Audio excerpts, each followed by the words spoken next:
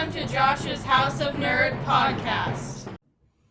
Hello, Nerd Nation. I'm Josh, and I welcome you to the podcast. Grab a cold evergreen goblet of blue milk and make yourself comfortable here at my House of Nerd. For tonight's sponsor, tonight is brought to you by Josh's Movie Club of Infinite Scenes. If you like movies that have scenes that feel like they lasted eternity, like Star Trek The Motion Picture or 2001 A Space Odyssey, then this place is for you. Josh's Club of Movies with Infinite Scenes, movies that make you feel like they will last your lifetime and maybe somebody else's too. Not a sponsor. I told you it was a little rough. No, it's good. And we'll talk more about why I put that in there. But on today's on the podcast, we are talking about the topic for the month of August, which is films that are from books, which John gave us. I believe it was John, right? Yep. And this week we were talking about my picks, the 1968 movie based on the book The Sentinel by Arthur C. Clarke and directed by Stanley Kubrick, which is 2001 A Space Odyssey, starring Keir Dullea, Gary Lockwood. And it is, did I say it was directed by Stanley Kubrick? Yep. Okay. Thought maybe I skipped over that part. All right, let's talk about this movie, guys. What do you think? This is, I'll be honest with you guys, this is the first time I actually watched this movie all the way through. Cool. I've read the book. And to kind of go back to what we were talking about earlier, you were mentioning a little earlier to me, Crit, that it was this is kind of skirting the line of books. And I literally found that out two hours ago, that this was based on a book called The Sentinel and not actually 2001 A Space Odyssey. The book 2001 A Space Odyssey was being written at the same time as the movie was being created, kind of in tandem with Arthur C. Clarke. Yeah, but I don't think I don't think the constraint was that the book and the movie need to be named the same. So No. If I we don't said think that, so either. yeah, I mean, the film and the that novel would be really hard to do. Yeah, that would be a lot more difficult. It's really And tough. validate my pick today. Everybody's doing To Kill a Mockingbird. You know? Exactly. So like you were saying before, if we were going by the rules a little more closely, if I hadn't known about this, I might have picked 2010 because that did follow the book after the book was written by Arthur C. Clarke. So, anyways. Yeah, but I actually do enjoy 2010: A Space Odyssey a little bit more in some ways than 2001.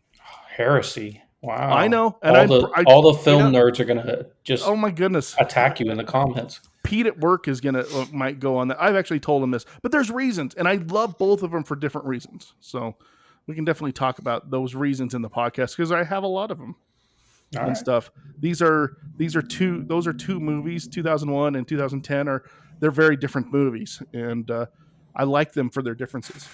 And stuff. I haven't seen 2010 in such a long time. I can't even remember its plot right now. I read all the books, but I think I maybe watched the film once, so I won't be good at comparing the two. No, that's totally cool. I actually own 2010. Basically Galaxy Quest. What, 2010? Okay. Fair enough. 2010. Ouch. Yep. It's just basically Galaxy Quest. You got John Lithgow in there. I mean, I never would have thought of that. Oh my goodness! A little bit more serious. Galaxy Quest. Okay. too serious. So I'm on the line with my first foray into Stanley Kubrick films was A Clockwork Orange, which I've never seen. Okay. Yeah. So I don't know if I want to see it from a few people that have talked to me about it, but it's interesting. But that was my first introduction to Stanley Kubrick films, and I don't know how I feel about that. I watched this in high school too, so I was just like, what the hell am I watching? Like beating someone to death with a giant and it's just like it was my first foray into Stanley Kubrick films, but as soon as I could, like I really started to like most of Kubrick's films after that. I don't know where I'd fall on Clockwork Orange still, but I mean, Full Metal Jacket, The Shining. Those I watched Dr. Strangelove for the first time when I was dating my now wife.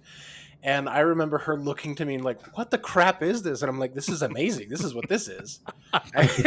So I think Kubrick's films, and where I'm going with this is I think Kubrick's films have a history of being a little polarizing on how they're received. And I think it's who purposeful from enjoys what them. I've read about Kubrick. It's when I was doing research on 2001, he on purpose left 2001, the ending and all that stuff, extremely vague. He wanted it to be that way. Yeah, I think He wouldn't think, even tell his interpretation of it until way later. Sorry, Kurt. Yeah, this reminds me of a conversation I had with a friend at one point in time about, we were talking about entertainment, and this person was like, well, entertainment, should be enjoyable. And I was like, well, there are other emotions than just joy that could be explored in an entertaining way. Like doesn't have to be a pure like joy fest in order for it to be entertaining, right? Like horror movies and, mysteries and anything that evokes, extremely sad tragedy tales and stuff like that. Like there's more emotions than just enjoyment. And I think Kubrick as a director, I don't know if I can't speak for him. I haven't really studied him. I'm not that type of person as far as like, I know, I've watched all of Kubrick's, stuff and seen all the documentaries and crap like that. It's more along the lines of like, I feel like he just doesn't really care about your sense of joy and like surface level entertainment. Like a lot of this movie to me was it was interesting because it's like, I remember it being slow, like when I was watching it as a kid. Me too. And I was just like, it's just too slow. It doesn't keep me. But watching it as an adult, I'm like, actually, I'm kind of into this because I'm not thinking about necessarily exactly what's on the screen. Like what's on the screen is causing me to think about other things, right? Like if it's not, that's a neat interpretation of, basically meeting a higher dimensional thing or something like that, right? It's also like, I wonder how they got that shot. Like there's a lot of shots in there with a lot of movie magic that you're like, oh, that's really neat. Now, how did they engineer that? So and the camera stays and there I long want to enough. talk about that a little bit too, because like big time. Anyways. Yeah, and the camera stays there long enough to let you have these thoughts. I think an adult that's actively watching and not just passively watching, like really trying to engage with the film in some ways, I think gets more out of it than people that are just, like I said, just passively sitting in front of it and waiting to be entertained. It's talking about the passivity of like enjoying his work. I think this is one of the films that for me, I appreciate the filmmaking a lot. I appreciate the shots and like just how what they had to do to get these in the time period they built this film. I appreciate the music, like all of it, like just really great. I just don't enjoy the movie. Like it's not, and I'm not going into it Fair wanting, enough. entertain me. I just, it's not something. I'm not to the point of like this is drivel and droll because I enjoy watching and trying to see how they do shots and stuff like that. But the story itself never captured me fully. Mm-hmm. And without my love of the filmmaking aspects, I can see how I would leave a theater and be like, "What the crap is this? This is horrible. Like, Okay. this is boring." Well, what do you think the film is about? I guess. What did you get from it? Like you didn't like it, but did you pick up what the story is or what you thought it might be? That's a good question. So I'm trying to think of a good. I mean, if it didn't communicate it to you, then yeah, that's totally understandable. I'm not saying you had to get it. If you just don't get it, you don't get it. It's not like that. I'll be honest, I didn't really get it until I read the book. Their book goes a lot more into detail about, what's going on. You hear more of the insight of the people. So when I diverge more too. What's that? The book and the movie diverge. They do. Pretty significantly, I think. But yeah, they do. Which is kind of funny that they were written at the same time. If a movie has to tell me after I watch it if I have to go like figure out what the movie is about after I watch it, like I don't know how I feel about that, to be honest. It's like, I hear you. Is it a gotcha? Like, oh, you're too stupid to get this film, so I gotcha. No, I don't think so. I think he left it open to interpretation on purpose. I've got my own perspective on it, which I think is different from both of yours. So that might be, maybe that's interesting. Maybe it isn't. No, go for it. Share your perspective. All right. So it's not telling the story in dialogue, right? At least when I'm watching it, it's not really the words that are being said and stuff like that. I think there's not a lot of words in the script anyway, right? I think there's about 40 minutes of words, they say, in the 2.5 hours. Yeah. Right. It has to, for me, the movie's kind of like, how does intelligence, become a thing? Like basically awareness of the universe. I mean, the beginning of the film with the primates, and that same kind of struggle that the primates had is repeated in 3 sections, right? It's repeated with the them going to the moon and trying to figure stuff out. It's repeated then later on with the mission to Jupiter, and in some ways is repeated later with the Beyond Infinity section. And it's kind of trying to paint a picture of the relationship to the unknown and to the rest of the universe, and how we keep learning stuff, but then we're also still kind of who we are, and we're fearful and we're dangerous and we're suspicious and but also driven by this crazy curiosity. And so from an outside perspective, it's kind of an interesting non-verbal take on that theme, in my opinion. Like that's what I get when I watch it. It's like this idea of like, where does intelligence come from? Like they just kind of MacGuffin the intelligence with the obelisks, right? But then it's like, how do we use the intelligence, right? Like, we tribal warfare a little bit, but then also we build space stations, and then we start exploring our local cluster, and then further out into our own solar system. And so there's some success there, but there's also having our own intelligence birthing a new intelligence in the HAL 9000. Kind of it does muddy the waters a little bit with kind of the relationship between our intelligence and HAL's intelligence in the movie. But at the same time, maybe that's kind of the point, is that we are the HAL 9000, in the primate level, and then in the moon level. And then HAL is like, it's reversed it, and we're the ones that created HAL, and then we have this, and then we basically kill HAL off, and then we encounter the whatever the obelisk from earlier in the movie, and that takes us into kind of the I guess what they call the Star Child or something like that. And I got more from it from that kind of philosophical standpoint. Like, yeah, you kind of have to bring that to the movie. Like, if you're just waiting for the movie to tell you, how you should feel, this movie specifically won't really do that. No. Right? Like, it doesn't. A lot of Kubrick films kind of do that too. They do. It does tell you how to feel, or it doesn't tell you how to feel? Doesn't tell you how to feel. Yeah, it doesn't. Gotcha. Yeah. So it's not an unknown Kubrick-ism, I guess, is a good way of putting that. I appreciate the intel. Sorry, are you done? I didn't mean to. Yeah, mostly it just comes down to like, I think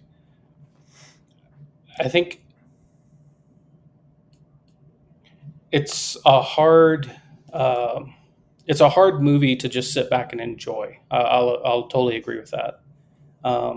I think I have to be in the right mood to want to sit down and watch it. And given that I haven't really sat down and watched it in years, it's obviously not a movie I'm just like, you know what? I'm going to sit down and really immerse myself in 2001: A Space Odyssey. It's not really kind of like it. This podcast gives us a reason to actively watch the movie. Absolutely. Because we're going to have to talk about it. And I think of all the different filmmakers that we've done so far, some of them being great, some of them being not so great, Kubrick's the one that for me is most rewarding in the aspect of watching it in order to have to talk about my feelings and thoughts about the movie. Like it's the most rewarding for me for that because there's I'm so much there. I'm not going to deny that's yeah. that's actually one of the main reasons I picked this is and stuff because, in all honesty, every time I've watched this movie ever in my life, I've fallen asleep in the middle. And I know that's I know that's No, not it makes shocking to sense. many people who That knows makes me. sense. I've always caught the beginning and the end. Rarely got the middle, and I actually watched it this time. And I have a little bit of I think some of our ideas do align, Crit, Mhm. with the interpretation of this film, and a few I have a little bit kind of a different idea. Sure. Just kind of what I've talked about over the years with people and stuff. I just want to let everybody know out there that I really enjoyed the book. I read this book in a science fiction English class when I was a senior in high school, and I absolutely enjoyed every second of it. If anybody hasn't read this book, read this book. It is a very good read. If you like science fiction, but the way that I interpreted this movie is that it's almost like the human race at the very beginning with the apes. They were kind of like almost like stagnated, that they were kind of going along in like their own kind of like journey, but they weren't really progressing or anything like that. And I always interpreted the obelisk as kind of like this idea of another species or another being or a higher being kind of reaching out to us and helping us along. And they put this obelisk, and this somehow in some way this obelisk kind of and of course, being the way I interpret it is it doesn't like spell out like how it did this or anything like that, but it somehow influenced them to start progressing and moving on. And that's why you see like after the obelisk comes, them actually start getting aggressive, and they grab the tools and they start figuring out that, hey, I don't have to just eat this food, I can actually kill my food. And that's kind of their move into like tools and things like that. And then of course, once they show that they've started to conquer that, they move on to the moon, where we see kind of a similar idea. Hey, we've progressed this far from that point over millions of years, and now we're to a point where it's almost like we need another kind of boost or an influence. Something's helping us to progress and move on, and that this obelisk, whether it's inert or actually somehow giving us some influence, is actually sparking our interest, and that interest is actually causing us again to kind of move on and expand our horizons and go outside the box of what we normally are. And then so on to Jupiter, where they find the obelisk in Jupiter's orbit. And it's just I almost feel like it's like an alien race that's causing us to progress and grow and move out beyond the boxes that we've kind of painted ourselves in, to the point that if we do that, then John Bowman is the ultimate example of what we can become, with the help, that maybe that we can be like these higher beings, through, he's kind of the example of this, that we can expand ourselves and grow beyond what we currently are. Anyways, that's kind of always been a little bit of my interpretation of it a little bit. Yeah. That isn't See, we're not in our final state, that there's always more and Right. more, and that these guys kind of helped us progress to get there. Yeah. So Go ahead. So I kind of sit in the middle of that. What I like picking out of this film was the fact that it's conflict that drives innovation. And I'm not saying that's a broad statement. Like that is a huge statement to say. But that's what I get coming out of this film, and is every time we have this leap forward, it can be driven by conflict. And I think it's just another way for Kubrick to demonstrate how civilization and species grow and mature. And I think we see that. I mean, look at all of our, not all of our innovations, but look at our massive innovations in the last 150 years. How many of those can be attributed to things that got their start in World War II or Vietnam War, or driven by conflict. And so what I picked out of this is in each of those the fact that, I mean, Crit pointed out that the primate scene was replayed 3 times. There's conflict in the primate scene. They realize how to build a weapon. It wasn't, the wheel. It wasn't fire. It was, oh, I can beat the crap out of somebody with this. And that gives the impression of like, okay, now that this conflict exists, that's where progress comes in. And, we get Hal wreaking havoc. But look at the amount of progress that we can gain after that. I mean, it's an interesting concept, but that's kind of what I focused on was the conflict portion. Okay. And I can absolutely see that, John. I can absolutely see where you're coming from on that. Absolutely. Even the conflict in the, I don't know if I can pick it out as much as like during the moon scenes and all that stuff, but I can definitely see it in the conflict between, John Bowman and Hal.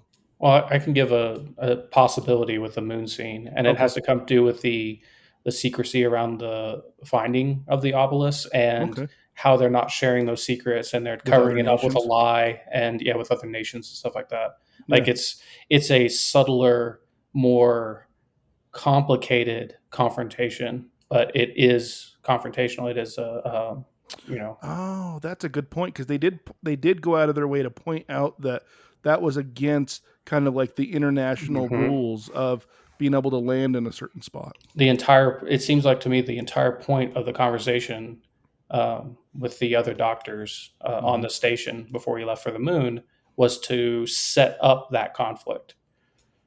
Oh, that is a great point, Crit. I didn't even think about that.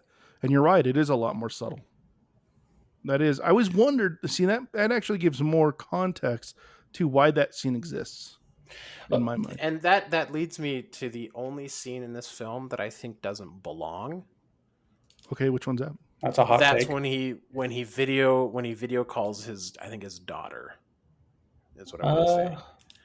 To me, that doesn't belong in the film. Like, why not? Yeah, it's highlighting technology. Great. Maybe. But we've already done that. And like his daughter plays no real role later on other than, okay, maybe he has a family and you can feel more for him. But to me, that scene just didn't feel necessary for the message message. Let me throw a possibility out there. I don't know if I'm right, but here would be my take on why it is a necessary thing. So like we said before, the conflict is a little subtler during the moon section, and with kind of keeping secrets, the nation state. I also think kind of the taking a picture in front of the obelisk is kind of a statement of pride. It's like we did this type thing, and we which should talk can be about seen that as a version of pride, as a version of conflict. We should talk about that, like that beep or that pulse that came from it when they were trying to take a picture of it. Anyways, go ahead. So I think the video call with his daughter may be interpreted as this is a conflict between his professional and personal life, in that he chose to skip her, or he chose his duty over skipping his daughter's birthday, basically doing injury to her emotionally. Not, obviously not terrible or anything else like that, but like it is part of the choices that so-called intelligent humans have made to prioritize certain relationships over others, right? And this kind of push, if we're going under this idea, the conflict idea from John, I think this actually does fit, because I think it shows the subtle conflict there, that he has chosen these certain things. They're all following, from the briefing, they're all following his instructions on how to keep this secret and why, right? So he is the one that's creating the conflict. He's chosen to not be at his daughter's birthday, which is special to her. He's chosen to keep this secret from the other nations, and he's propelling the conflict, probably. And if we want to look at it from like, where does the conflict originate from? Well, it's from curiosity, right? And so his curiosity has caused these conflicts to happen. Yeah, I can see that. Yeah, I actually can see how it's that subtle. could be a conflict. It is subtle, but I can see that in I'd like to be there, but it's his own personal conflict. Yeah. And I think that's kind of what I get from the film too, is that I can see where the kind of snobbery people would be like, you just don't get it, if you don't like this movie. And I'm like, no, you can not like this movie for many, many, many reasons. But I think this movie does treat its audience. I guess I'm kind of opposed to the idea that the movie is condescending to the audience because you have to read outside of the movie in order to get context. I think this movie is not condescending to the audience because it asks the audience to really engage. Like it doesn't give you the answers. It doesn't give you the whole plot in a nice, neat bow. It doesn't give you everything. You have to come at the movie, which is, that's not necessarily what we want to do all the time. And I don't think the movie itself is condescending. I think the true believers of anything can be really condescending. Yeah, true. But the true believers of 2001: A Space Odyssey and Stanley Kubrick, that's where it gets condescending. Yeah. It's like, although I've never met one of those people, so yeah. Nor have I. No, I haven't either. So yeah, I hear you. Who defends 2001 to the death? Yeah, I don't know anybody like that. I mean, the closest you're probably going to get is me, but I'm not going to say you can't like this movie. I think that I think this movie is great, but I don't think that it is, I can see why it's not enjoyable for a lot of people. And I even have to be in a certain mood, like I've said before, to even, kind of engage with it. Because it's like running a marathon or jumping on an exercise bike. Well, you're like, well, hence the reason I put the whole thing of the infinite. Like I felt like some of these scenes just went on and on. I'll give you that specific one where he goes into the obelisk at the very end, and he's going through the path, and it's just him and his eyes and colors after landscapes of different colors, and and things like that. I mean, yeah, I mean it's cool, but it does feel like it goes forever. And that's where I find it a little hard. The rest of it, I don't feel like it's as hard. Yeah, funny enough, I kind of was thinking about this while I was watching it because I was on a Sigur Rós kind of bent the other day listening to their albums. And it reminds me of that. It's like sometimes they'll sit on a motif, basically the same rhythm and melody over and over again for almost further than you can actually, like, you're like, okay, yeah, move on, do something else, please. And it's just enough to kind of get you lulled into this sense of, okay, I'm kind of bored and I kind of want more. I want something different to happen. And then when it does happen, it's all the more rewarding because it does. Like the stark contrast between the psychedelic section and then when they enter the white rooms later on is so extreme in contrast that I think it's trying to do that. I don't know if it's effective. It's obviously not effective for everybody, but it's an interesting storytelling technique that's used in lots of different media, not just film. It's not used in film that often. I can't think of. No, it's really rare. That's why I think it's which kind of makes different in this one. Yeah, it kind of makes it special. I think it's because it is rare. It's because most people would be like, okay, you've kind of.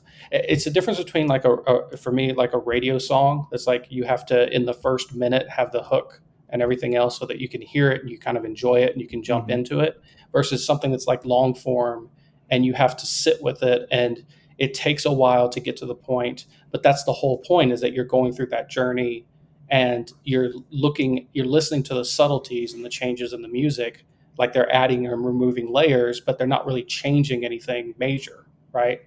And so if you weren't actively listening, you'd be like, yeah, I've heard this for the last 16 measures. Can you please just move on? I think what Kubrick has done, at least for me, is create a section that's essentially just like that, but visually, which is very weird and very, very unexpected. And I am sure people walked out of the theater and were just like, what did I just watch? Like this guy's just extravagant and it's pretentious and everything else like that. And at the same time, I think it's like, no, I think that's if I look at it that way, it doesn't feel pretentious anymore. It feels like someone's trying to do something interesting and new and special. Well, I was reading about this, and a lot of people look at this as an art piece more than I've read a couple articles about this. It's more of a movie. It's an art piece, is what they say. It's just a visual motion picture art piece in many ways. Yeah, And maybe, so, maybe. yeah. But at the same time, like, how do you separate movies and art? Like, Yeah, it feels like it's a hard thing to do. that's a good point. It's like saying music is an art. It's like, yeah, of course it is. You know, that's. I guess if you drain the meaning of art, you know, maybe you can make it not be art. I'm not sure. Yeah. So. I mean, I agree with you in that he's trying to make a contrast, but it's sometimes at the sake of like you liking or disliking a scene or getting sick and tired of a scene. It goes on, and that's hard to find that line. I feel like sometimes he didn't find that line, and I would agree at the very end, the White Room scene. That is a stark contrast between all the psychedelics and then boom, nothing, quiet. It is quite substantial at that part.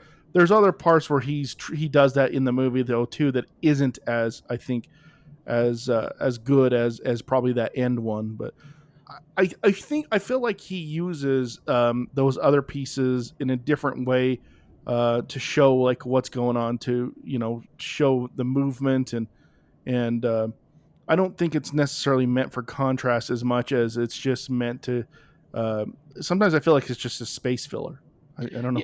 Yeah, I don't. You know, I don't get the same impression. I can see how you would though. Like I totally get that, and I've done it before. But like I can remember exactly what I was thinking during those scenes. Like we'll take a slow scene, like where it's a shot during the Jupiter mission, and the ship is flying through the screen, and it takes forever, right? Yeah. Uh-huh. Right. Mm-hmm. At first, for some reason, this time when I was watching it, I was looking at, okay, so why did the modeler choose, the person that put the model together, choose to put pipes there? And why is it like the movie gave me time to contemplate the creation of what's on the screen itself, as opposed to just flashing some cool imagery up there and then moving on.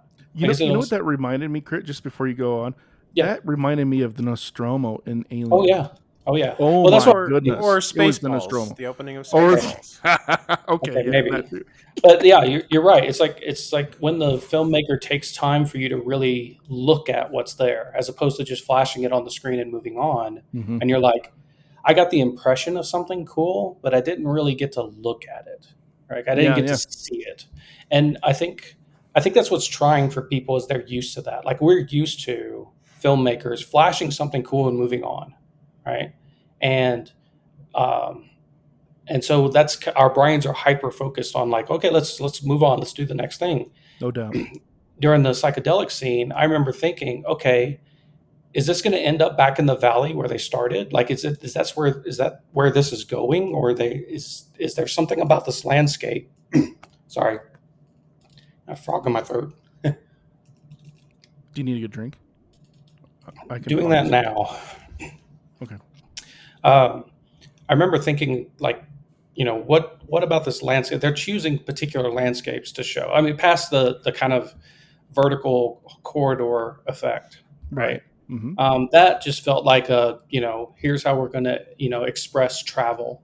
And like I was thinking, okay, so they're choosing these certain, they're choosing these colors, and I feel like the colors are for the contrast to the White Room later. Like you don't get the relief of the White Room unless you go through something that is, kind of visually, difficult before it, right? If they just moved from space to the White Room, you'd be like, oh, okay, we've moved somewhere else, right?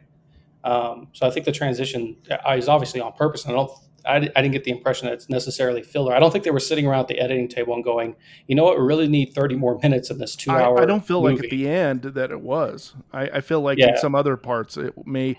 I actually don't.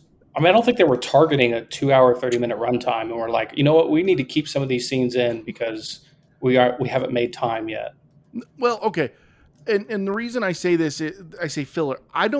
The scenes that that the music was in, that was, they were playing a lot of that went long. I actually appreciated a lot of those. I didn't know if I totally agreed with the soundtrack, of that for those long prolonged times. Right. But there's something I definitely, I mean, I really, really think is amazing about this movie. I cannot believe how good they did with the modeling, the special effects. This is 1968. Yeah. And it looks as good today as it could compare it to some special effects now. Yeah. Of how amazing it did. So I appreciated those long scenes because it really, the moon scene when they're coming down, and I know these are long scenes, and yes, they feel sometimes really, really long. But what I'm seeing is the expertise in the modeling. That entire scene where that moon lander comes down and it sits on that pad and then it sinks down. Mm-hmm. I just looked at that and I'm like, oh my goodness. And you have time to make look all at the it. mechanics to work like that, and that's a model. How did they do that? Like even back in, especially in '68, that is just a work of genius in some of those like the space scenes and stuff like that. Absolutely amazing. And when you think about like how they have to do special effects with multiple exposure and they're cutting physical tape and stuff like that, like it's not computers. It's not mask out this area and drag and drop a file in there and shrink it down a little bit so it looks like people are inside the model. Dude. Yeah, it's the artistry, just the technical skill on show is worth the cost of the 2 hours and 30 minutes.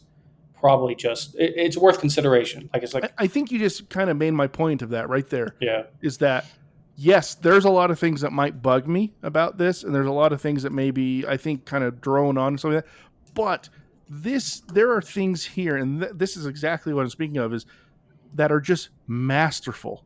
I think some of the inside the set pieces, the inside set pieces of the space stations, this is like early space race stuff, and yet so a lot of things are like some of the gravity stuff isn't right because they didn't really know 100% about a lot of that at that point, but they got pretty close. They did. For 68, dude, it was crazy close. I think they actually, okay, so there are a couple of parts that I was like, yeah, the gravity, like, when they're walking, very specifically, and it's supposed to be low gravity, that doesn't match, what we've seen on the International Space Station. Specifically, it's on the moon. I'm specifically thinking of. This is 1 year before the moon landing, dude. Yeah. Yeah, but that doesn't mean they don't know what space would be like. It's just they didn't have the ability to the technology to show that. Yeah, the technology to do true weightlessness for their actors, like how the clothing moves and how they move in the supposed weightless sections. Like they did pretty good though, like with the pin when he's flying, and the pin is cool, and when they do the rotating wheel and she goes around 3/4 to go in the other door. That is really cool, by the way. That is very awesome. Cool. That's the totally stuff that you're just like you just geek out over. I was geeking out over. Yeah. Oh my god! But as far as there are weird parts where the gravity doesn't feel like it's taken into account quite as well. It was more once they hit the moon, I noticed it kind of a little bit of the gravity stuff kind of flew out. It was almost like it was normal gravity again. Whereas before, like going to the moon and stuff like that, it felt like they were playing the weightless thing, like her catching the pin. And I thought that was a really cool, or like almost like them Velcroing themselves to the floor and stuff. Yeah. That was all like really cool. Like they were thinking about it, Yeah, and I think the moon just doesn't have it's not actually a very long time that you spend with characters on the moon. No. So yeah. And one of my favorite things is when they give them the food on the moon or on the way to the moon, and it's like drinkable carrots. Yeah, that looks gross. That looks straight up gross. I looked at that. I'm like, oh, gross. I think I'd rather have the sandwiches they had on the moon than that. Yes, exactly. I just looked at it. I'm like, oh my goodness, that is just gross. And they're just like acting like they're just enjoying it. Oh my, it's like, yeah, that's such a movie right there. Yeah, drinkable meat. Yeah, but that I did as much as some of the negative things I said about it, I absolutely geeked out over that stuff, dude. That all the set pieces, and on all honesty, Kubrick really directed this really well. It is a beautiful movie. Yeah. Well, it's the attention to detail, right? Absolutely, it is beautiful and stuff. And I might not agree with some of the things are in the movie, but I cannot take that away from him. And I think that's where a lot of people geek out about with him is how meticulous this movie is created. Yeah. And it absolutely shows. It absolutely shows. And I don't know, John, did we convince you it's a good movie? Like I said, do you agree with Underwatch. any of what we've been saying? Like, I know you've been quiet for a minute. I mean, what are your feelings about any of this stuff? Do you have anything to weigh in on? I stand by my original point that I enjoy watching the filmmaking aspect of it, the models, all that jazz. Yeah. But it's not something I'm gonna go sit down and enjoy watching, even if I'm in a mood for it. Like, it's just not the story is just not there for me. It's not Clockwork Orange, beating someone to death with a giant, So it's just not. Fair enough. Yeah. No, fair enough. I get it. It doesn't change. John, No, I it would doesn't rather change me. watch 2010. I mean, I don't even own I don't know if I can say 2001. that. I would think rather. Galaxy Quest. I've watched 2010 more than I have watched, and it's not as good of a movie. Like, visually And- speaking, it's not as visually enticing And to as be 2001. honest, maybe this is probably more because I enjoy the genre type deal, but I don't see 2001: A Space Odyssey as Kubrick's magnum opus, his greatest work. Really? For me, still his greatest film is The Shining. For me, and like I said, I Okay. think that has to deal with that I really enjoy that genre. And that's where it comes into. But I think he nailed The Shining so well. I could see that. As a movie. I don't know if I to watch it. I don't know if I agree, but I can see so The Shining to me always seemed like it was a very human-centered film, right? And it's about the family relationships and kind of mental stability and your perception of the world type thing. Whereas in 2001: Space Odyssey is kind of impersonal to a degree, right? Yeah, It's like about humans in the universe, not And like I said, it's a lot of it comes down to I really enjoy the genre, and so that helps with that Fair film. enough. But I think as a filmmaker, and this is 12 years after, 13 years after. Mm-hmm. Yeah. I want to say Shining was in 81 or 82. Yeah, something that feels right. And so I think he used all of the skills he built between then and just knocked it out of the park with The Shining. So if I was to watch a Stanley Kubrick film today, it would not be A Clockwork Orange ever again. Shining was 1980, by the way. It wouldn't be A Space Odyssey. It would probably be The Shining, and then followed quickly by Doctor Strangelove. And then it'd be AI, right? We don't speak of that one. Oh my goodness! I gotta be. We don't speak of that one. I forgot that he had anything to do with that. Yeah. That's interesting. Oh my goodness, that's definitely the outlier there, and stuff. But Yep. But that's all I've got. I can understand where you're coming from, because I know how much you like horror and things like that, and I can see where you would lean to that more. I definitely like to straddle that fence on both a little bit, but I can't deny what you're saying about it. Do I think that Shining is more? I don't know. I'll have to think about that one. I'm on the opposite side I from have John. to really ponder that one. Shining is a great movie, but I don't think it's better than 2001. I think visually speaking, I have to say 2001 is better. I mean, there's some great visuals and that. I mean, the maze, the flooding of the elevators. I mean, there's some great imagery and technical skill, obviously, in The Shining. But I think I like this almost like the story a little bit more in The Shining, even though I don't. I think I like the visuals more and the direction, the look of 2001 a little bit more over that. So that's why I'm kind of on the fence between the two. I don't know. I like the grandiosity of the ideas behind 2001. Yeah, the immense hugeness and the balls it takes to basically tackle just a really hard philosophical subject, and Okay, I think that's kind of cool. I agree with you with that, Crit, more. Let me throw this one out to you guys. I just had a thought. Plus, I think Arthur C. Clarke's a better writer than Stephen King. There, I said it. I wouldn't deny that, actually. I really like Arthur C. Clarke. I think he's a very good. Yeah, I think he's writer. a great film. I mean, but they didn't write the film, like the screenplay portion of it. So Arthur C. Clarke worked on the screenplay. Yeah, for 20. He did, yeah. But Stephen King did not do it for the. No, he didn't. As a matter of fact, he doesn't even. He claims he doesn't even like it. Yeah. So. Point my side. No, I'm just kidding. I'm creating artificial conflict. Do you think that 2001: A Space Odyssey would ever be redone? Do you think anybody would ever tackle that movie? That just popped in my head.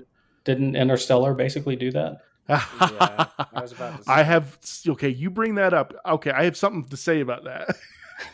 I mean, I love Interstellar. So, like, for me, I'm like, yeah, just if you're going to remake it that well, I'm all about it. I don't. You know how much I love Interstellar. I mean, it's one of my. I just love that movie. Okay, there's something I heard in 2001: Space Odyssey. Until you said Interstellar, it didn't pique my. I didn't remember it because I didn't write it down.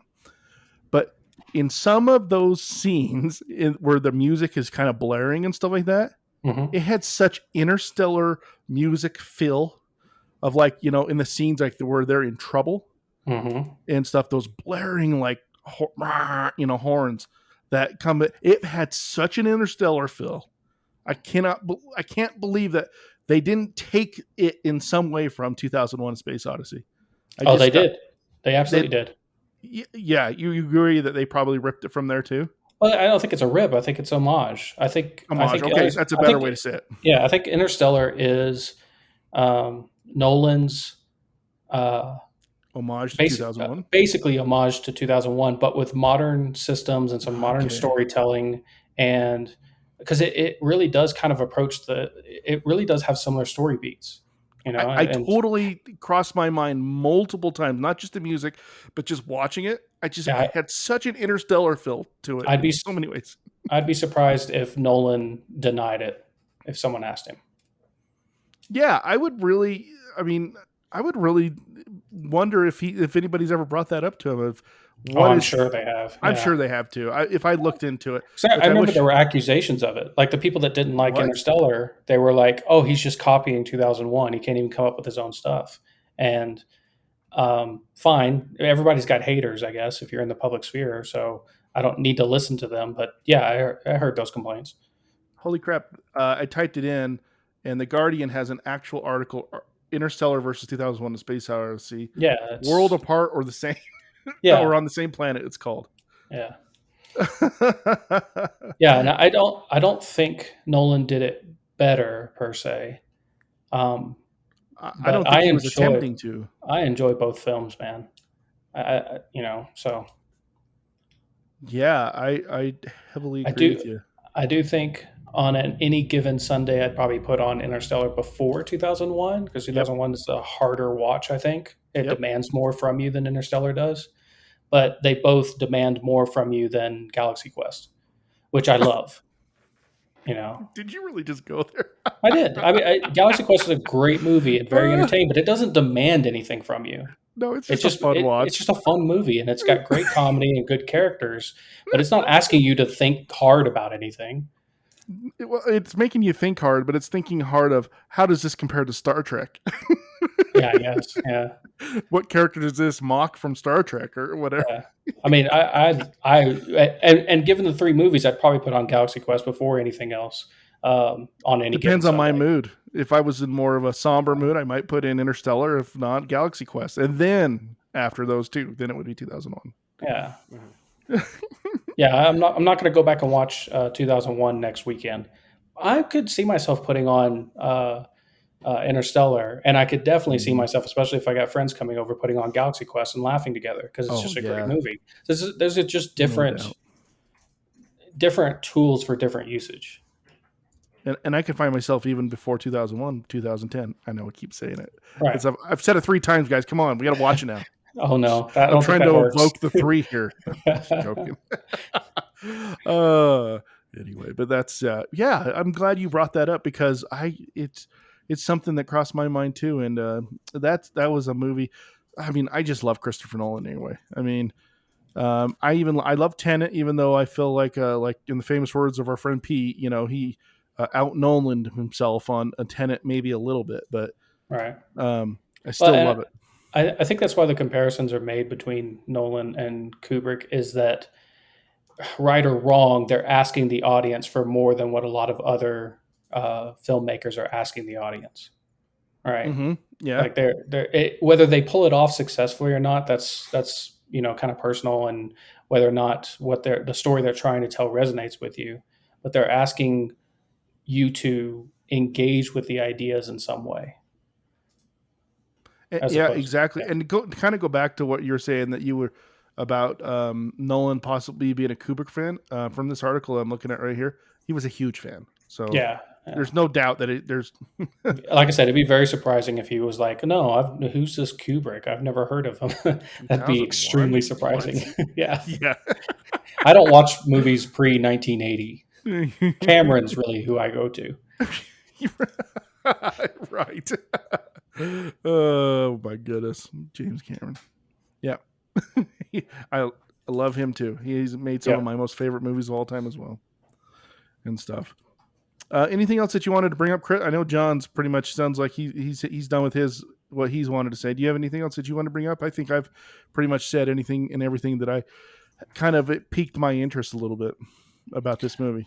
I'm good. I mean, I could probably just ramble for a while about it, but I don't think any of it is going to say any more than what we already have. No, I could go on and on about like even individual scenes that I thought was like just masterful and things like that, I mean, the only thing I have written down here is release and tension, or tension and release. Like this whole movie is like a study in building tension and then releasing and building tension. I did want to bring up one thing to see what you guys thought about this. I brought it up a little bit earlier because there's a lot of releasing and tension, and it was sometimes that got a little bit to me. Like he did a lot of that kind of like, it sounded like there was a lot of voices in the background, especially when they get around the alien technology a lot. Yeah. Or the obelisk. You know what I'm speaking of? The obelisk had a I'll call it musical theme. Yeah, it did. Though it was more like a choir that was on LSD. Yeah, that's exactly what I'm talking about. And you talk about release or build tension and release. He did it a lot with that choir.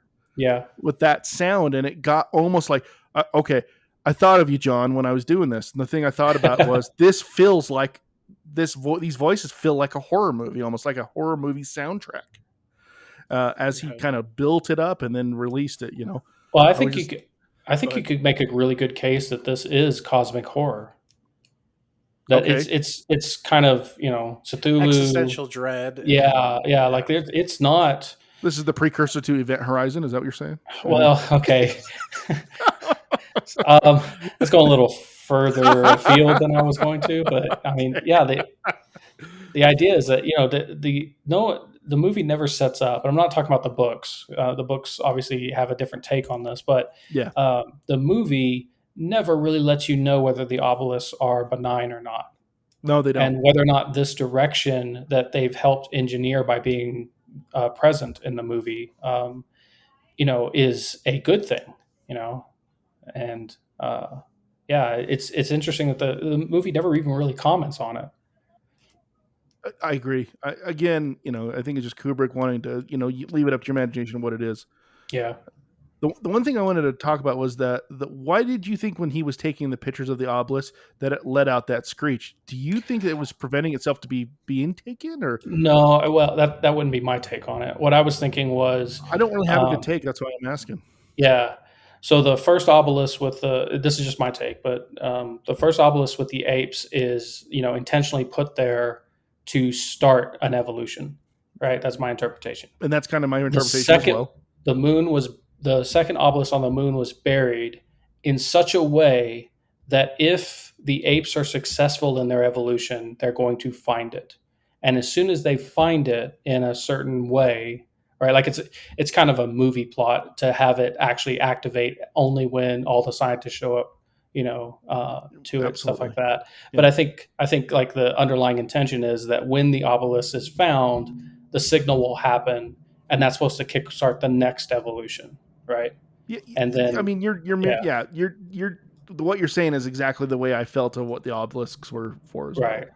Yeah, I don't think it And you was think like that tone was also the way that it was kind of kicking off that next evolution. yeah. I don't think the obelisk was intended to be a shy girl going, "No, don't take my picture." I don't think it was that. Well, maybe its hair wasn't right at the time. I mean, my goodness. But yeah, I agree with you. It was, yeah. I just thought it was curious that it was a plot point, and I got it, because it did happen at that moment. But I just thought that was kind of interesting, and what the whole meaning, because they literally go from that point, the whole voice, and then the noise, and then you're on the ship going to Jupiter. 18 months later, going to Jupiter to check out the next Obelisk. signal. Yeah, the next obelisk. So The next signal, that's it's like once the obelisk is found on the moon, you can think of it like an automated system. It's supposed to signal the one that's at Jupiter, and obviously the is it 2001 where they have the whole the broadcast that they actually interpret, and they're not supposed to land on, is it Europa? That's 2010. Oh, is that 2010? Okay. It is, yeah. Yeah. And the whole diamond in the middle of Jupiter type thing. Yeah. Yeah. That's actually more the book than the movie. Yeah, yes. that's way more book. Yeah. Yeah, that's way more book than it is movie. The movie is Sun, but the second Sun, but it doesn't talk about anything like the diamond or anything. Right. And stuff. But yeah, okay, cool. Like I said, I can talk about this movie for a long time. I think you can dissect it for a lot, and that's because so much care was put into it. And most movies that you see that they do put a lot of care into it, there is layers upon layers. There's movies like another Nolan one, Inception, that I really like looking at the different layers that he put into that movie. Yeah, or Get Out. Oh, God, Get Out. Don't even get me started on that one. I love that movie. Yeah, you talk about it for hours. And it's it's when I can appreciate even if I don't like the movie, I can appreciate when the filmmaker takes that much care and effort in it.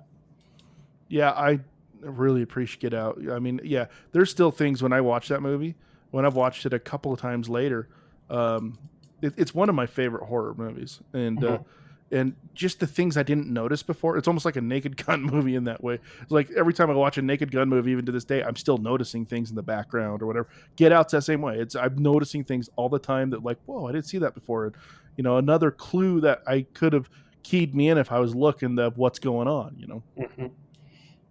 And if anybody out there hasn't seen Get Out, if you like horror, you got to see Get Out. It's a great one. I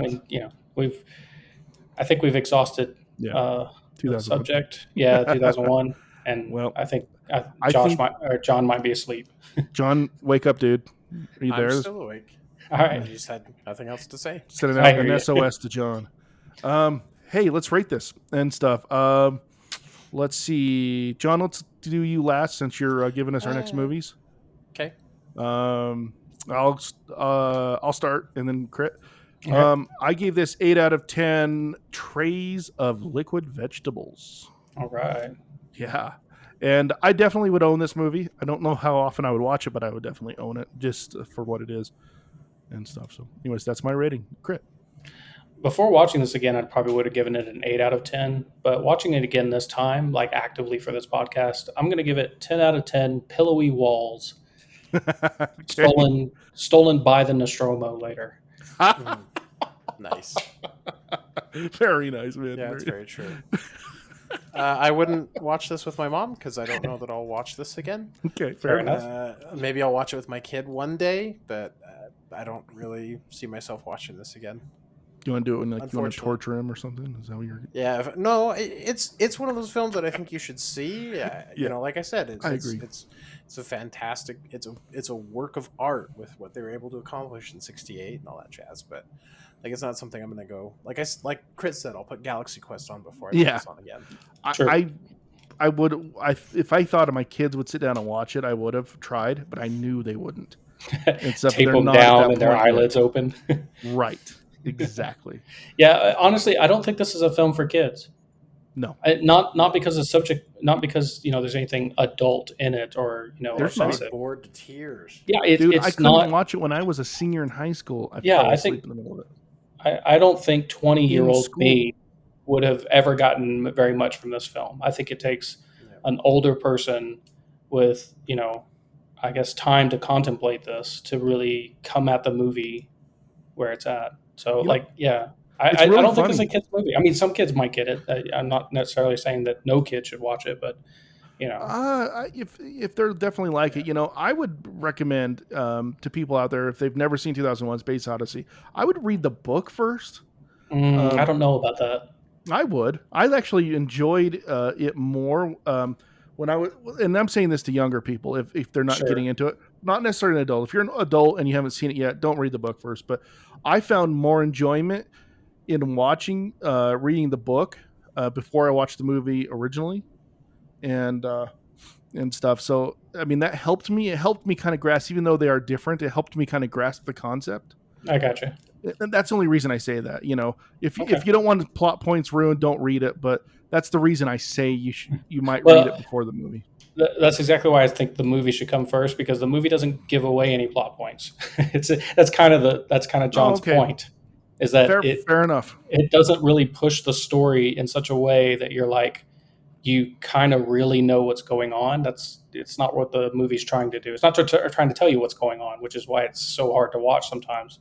I never thought about it that way, to flip it like that. Okay, I see where you're coming from, and I can see why that would be a better way now of watch the movie, and then the book can kind of fill you in. Yeah, because I think the next watch of the movie after you read the book, so watch the movie first, read the book, then if you're still okay, and then go back and watch the movie, and you can look at how two artists interpret the same plot differently, and really get a good taste of what these, and I think that's only really true maybe if you're actually interested in the artists, in Arthur C. Clarke, Kubrick and his team. Mm-hmm. If you're interested in how they approach a subject and not just the subject itself, which is probably a big ask. Yeah, definitely. But worth it if you have the time and you're interested in I think so. Yeah. Absolutely worth the time. John, are you ready to give us our next picks? Yeah. Yes, I am. Let's do it, bud. Okay. All right. So please don't kill me. Oh, no. Severus Snape falls a long distance. That's okay. number 1. Number 2, Severus Snape needs to lighten up. That's number 3. Number 2, sorry. And number 3 is Severus Snape wants a shave. I have a feeling So I know Severus what the first Snape one is. falls a long distance.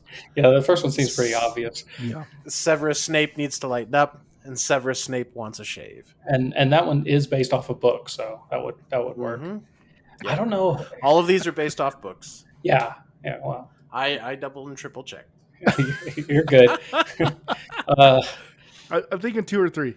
Yeah, I like 1, but I don't necessarily want to pick it because I don't know what 2 and 3 are. So I kind of curious to go after 2 or 3. I'm not really interested in the shaving one per se. Yeah, let's go second one. That's the one I was leaning harder a little bit to anyway. So, but before I give it away, what did you think the first one was? Die Hard. Yep. Yeah, that was the fairly obvious one. Yeah. Okay, so Falls Long Distance is Die Hard. I figured if you guys wanted to watch it, you'd pick it. That is. Yeah, it's based off a book. I had no idea. Yeah. Severus Snape wants a shave. It's a good thing Crit didn't pick this one because he would have not enjoyed. Well, he doesn't like musicals, I guess. So Sweeney Todd, Demon Barber of Fleet Street. Oh, I've never seen that. That one is based off a whole bunch of short stories, and periodicals, and all sorts of stuff. Okay, I'm good about dodging that bullet. Let's go. And Severus Snape needs to lighten up. Hitchhiker's Guide to the Galaxy. All right. Yeah. I love love Rickman. I love voices Marvin. I love me some Douglas Adams, so let's do it. I love Douglas Adams. I've read a majority of those Hitchhiker books. I think I finished at So Long and Thanks for All the Fish. I think is the last book I read. I didn't read all the way to the end, even though I own it. I never got that far. I own all of them. I just haven't read them all. Anyways, that sounds like fun. I need to get to bed. Okay. Sorry, I've got a super early morning. No, you're fine. All right, let's finish this up. And to everybody out there listening, we appreciate you being on our podcast. Thank you, Crit and John, for being here. And as always, to everybody out there, may you be excellent to each other and live long and prosper. From all of us, your house, Josh's House of Nerd. Good night.